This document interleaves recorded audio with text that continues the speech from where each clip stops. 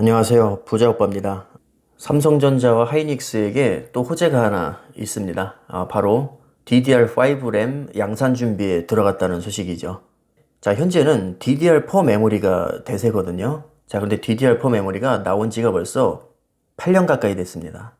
지금 중국에서 D램을 따라잡겠다고 엄청나게 돈을 쏟아붓고 있고 정부에서도 지원을 빵빵하게 해주거든요. 그래서 삼성과 하이닉스가 살짝 긴장을 하고 있는데, 자, 때마침 DDR5 양산 소식이 지금 들리고 있습니다. 자, 특히나 삼성전자는 D램 기술력이 세계 최고기 때문에 자, 이미 극자외선 EUV 공정을 준비를 해놨습니다. 사실 현재도 DDR4 메모리를 EUV 공정으로 생산을 하고 있거든요. 역시 세계 최초입니다. 삼성의 모토가 초격차이기 때문에 DDR4뿐만 아니라 앞으로 나올 DDR5 메모리도 EUV 공정으로 기술 격차를 벌이겠다는 그런 의지가 담겨 있다고 볼 수 있을 것 같습니다. 자, D램이 중요한 이유는 삼성전자의 점유율과 수익 구조에 있습니다. 2019년 4분기와 2020년 1분기를 보면 레베뉴라고 써있는 부분이 바로 수익을 얘기합니다. 단위가 밀리언이기 때문에 대략 8조 정도를 1분기에 번다고 생각하시면 됩니다.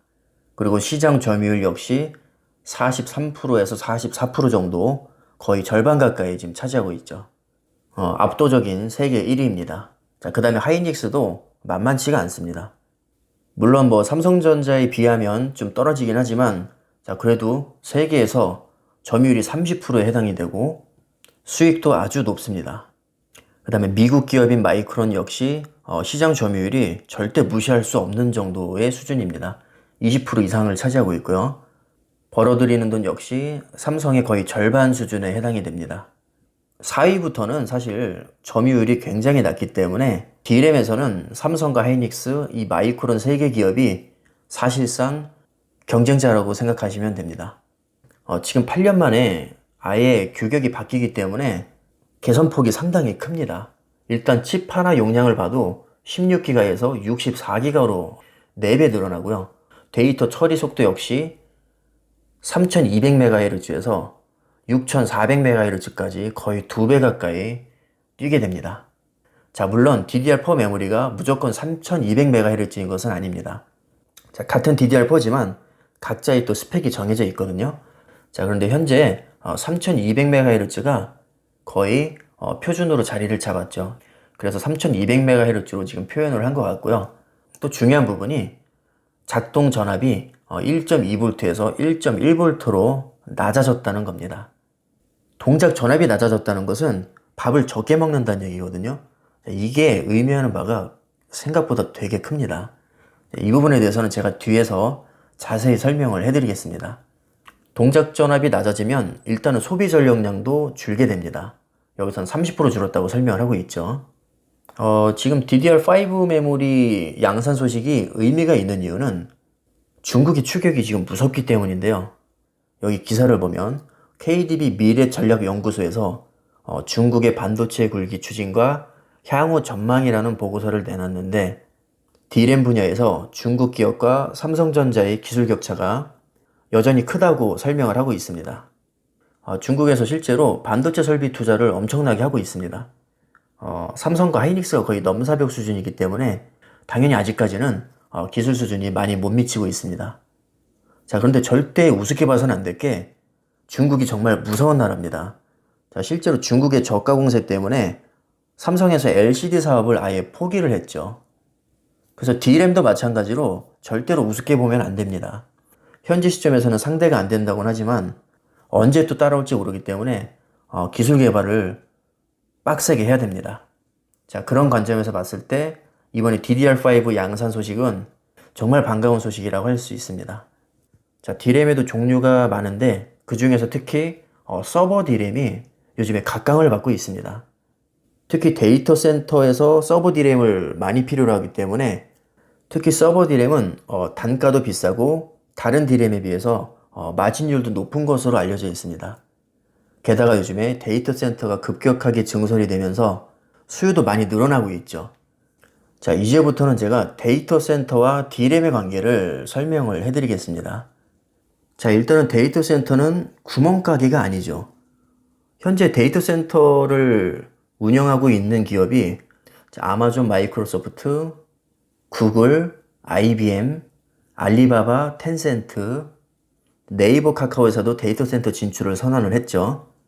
자, 이런 기업들이 앞으로 데이터 센터를 계속해서 늘려나갈 텐데 거기에 필수로 필요한 게 바로 서버 D램입니다. DDR5 메모리가 서버 D램의 적격인 이유는 바로 동작 전압이 낮아지고 소비량이 줄기 때문입니다.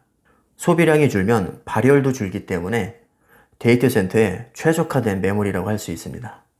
DDR5 예측치를 보니까 2021년 전체 D램 시장에서 25%, 그리고 2022년이 되면 44%까지 확대될 것으로 전망을 하고 있죠. 자, 이건 여러분들 참고하시라고 제가 실제 컴퓨터에서 자료를 가져온 겁니다. 자, 여기 보면 DDR3램이라고 되어 있고 전압은 1.5V입니다. 제조일을 보니까 2010년 44주차로 되어 있습니다. 자, 그 다음에는 DDR4 메모리인데요. 역시 삼성에서 제조를 했고 동작 전압을 보니까 1.2V입니다. 자, 제조일은 2019년 3주차. 자, 그렇게 오래되지 않았죠. 자, 실제로 확인해 보니까 기사가 정말 사실입니다. DDR4 메모리 작동 전압이 1.2V라고 했는데 정확히 일치하죠. DDR5에서는 1.1V로 낮아지고 소비 전력과 발열도 줄어들기 때문에 아마 데이터 센터에서는 굉장히 좋아할 겁니다. 자, 왜냐하면요, 데이터 센터는 환경을 오염시킨다고 해서 혐오 시설 취급을 받고 있습니다. 실제 기사를 보면 NHN이 지난 6월에 경남 김해에 데이터 센터 건립을 추진한다고 했습니다. 그런데 문제는 지역 반발로 인해서 사업이 지금 어려워지고 있습니다.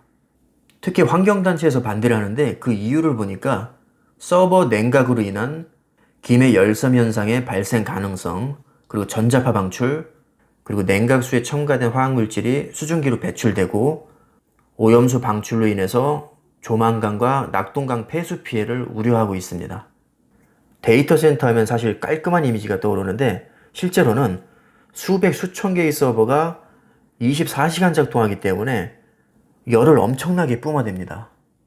그래서 데이터 센터에서는 냉각이 필수인데 그 냉각 시스템에 드는 비용만 해도요, 정말 어마어마합니다.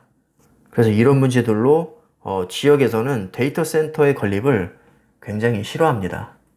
그래서 마이크로소프트에서 이거를 해결하기 위해서 바닷속에 아예 데이터 센터를 만들어 버리죠. 일반적으로 컴퓨터를 냉각하는 방식은 공냉과 순냉이 있습니다. 자, 우리 일반 개인이 사용하는 PC도 하이엔드로 가면 순냉을 사용하시는 분들이 많거든요. 데이터 센터는 뭐 일반 PC와는 비교 자체가 되지 않기 때문에 대부분 순냉을 사용을 하죠. 그 열기를 식혀줄 만한 냉각 시설이 아주 중요합니다. 그래서 마이크로소프트에서 생각해낸 게 스코틀랜드 북부 바닷속에 아예 데이터 센터를 구축을 했습니다. 정말 기발하죠. 자, 핵심은 이겁니다.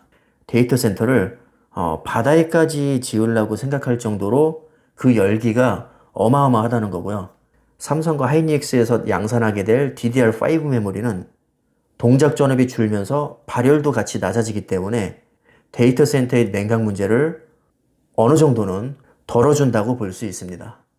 이게 한두 개만 들어가는 게 아니기 때문에 약간의 열기 차이도 굉장히 크게 작용을 합니다.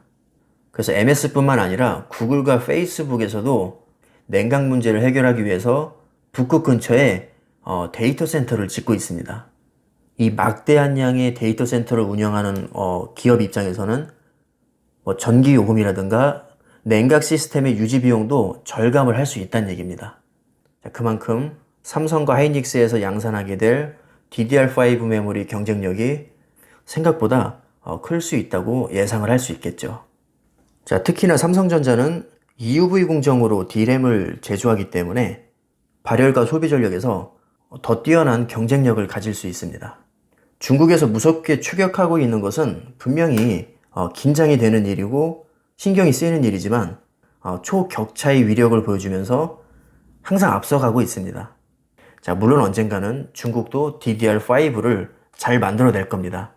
아마 그때쯤 되면 삼성에서는 DDR6 양산 소식을 내놓을 겁니다. 자, 지금까지 패턴이 항상 그래 왔습니다. 자, 이것이 바로 30년 넘는 세월 동안 세계 1위 자리를 지켜온 삼성의 경쟁력이라고 할 수 있습니다. 앞으로 어떻게 흘러갈지 주주로서 재미있게 지켜보도록 하겠습니다. 오늘 영상은 여기까지 하겠습니다. 감사합니다.